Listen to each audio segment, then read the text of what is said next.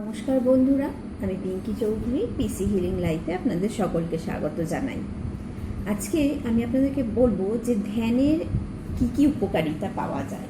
আমরা যদি প্রতিদিন মেডিটেশন করি বা ধ্যান করি, তাহলে আমরা কি কি উপকার পেতে পারি, আমাদের জীবনে কি কি ধরনের পজিটিভ পরিবর্তন আমরা দেখতে পেতে পারি।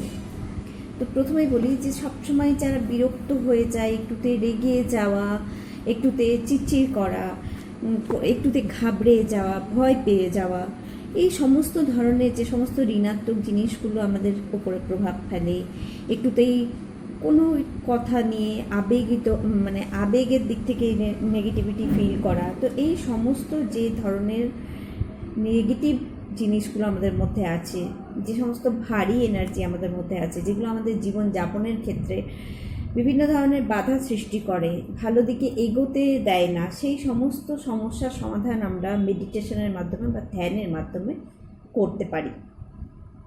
তো কোন সময় ধ্যান করলে আমরা আমাদের যে কোনো জিনিসকে ভালোভাবে পরিষ্কার করতে পারবো এবং নিজেদের জীবনে পজিটিভ দিকে এগোতে পারবো, সেটাই আজকে আমি আপনাদেরকে বলবো। বলা হয় যে সকালবেলা বলে না, early to bed and early to rise, সকাল সকাল ঘুমোনো আর সকাল সকাল ওঠা, এই দুটোই শরীরের পক্ষে খুব ভালো। ঠিক তেমনভাবেই মনের দিক থেকেও এই কাজটা করাটা খুবই ভালো। আমরা যদি সকালবেলা, বলা হয় ব্রহ্ম মুহূর্ত, মানে ব্রহ্মের সময়, সেই সময় হায়ার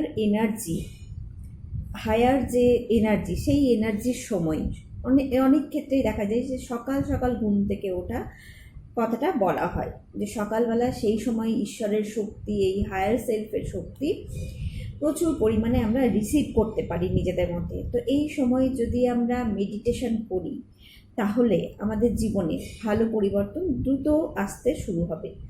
তো এবার জানা যাক যে মেডিটেশন করলে আমরা কি কি ধরনের উপকারিতা পেতে পারি।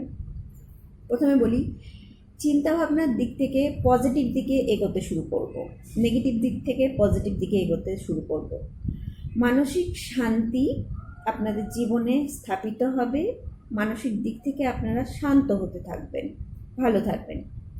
যে কোনো পরিস্থিতিতে আপনি সঠিক সিদ্ধান্ত নিতে সক্ষম হবেন, সামনের মানুষকে আপনি বুঝতে পারবেন, নিজেকে ও অন্যকে বোঝার ক্ষমতা আপনার অনেক গুণ বেড়ে যাবে। অনেক সময় মনে হয় না যে আমি নিজে কী চাইছি সেটাই ঠিক করতে পারছি না, কোনো ডিসিশন নিতে পারছি না, বুঝতে পারছি না যে কোনটা ঠিক কোনটা ভুল। তো এই ধরনের যদি সমস্যা থাকে, তো প্রতিদিন মেডিটেশন, যদি ভোরবেলা ব্রহ্ম মুহূর্তে যদি মেডিটেশন করা হয়, তাহলে এই ধরনের সমস্যাগুলো আপনার আস্তে আস্তে কেটে যাবে। আপনি নিজেকে তো বুঝতে পারবেনই, সামনের লোকের ভাব দেখেও বুঝতে পারবেন যে সে কি বলতে চাইছে আপনাকে, বা সে কী ধরনের।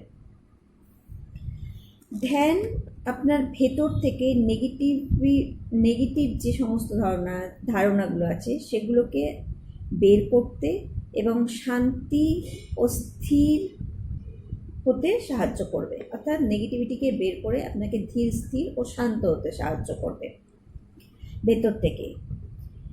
আর হচ্ছে, জীবনে যদি আপনারা কিছু পেতে চান, আমরা যদি কিছু পেতে চাই, আপনারা যদি কিছু পেতে চান, তার জন্য নিজের ভেতরের শান্তিকে কাজ করতে দিতে হবে। তো আমাদের ভেতরের যে শান্তি, যে শক্তি আছে, সেই শক্তিকে বাড়াতে সাহায্য করবে, সেই শক্তিকে কাজ করতে দিতে সাহায্য করবে।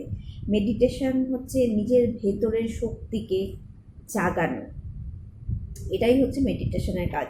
মেডিটেশনের কাজ হচ্ছে আমাদের ভেতরের শক্তিকে জাগানো, যে কোনো ধরনের নেগেটিভিটিকে রিমুভ করা।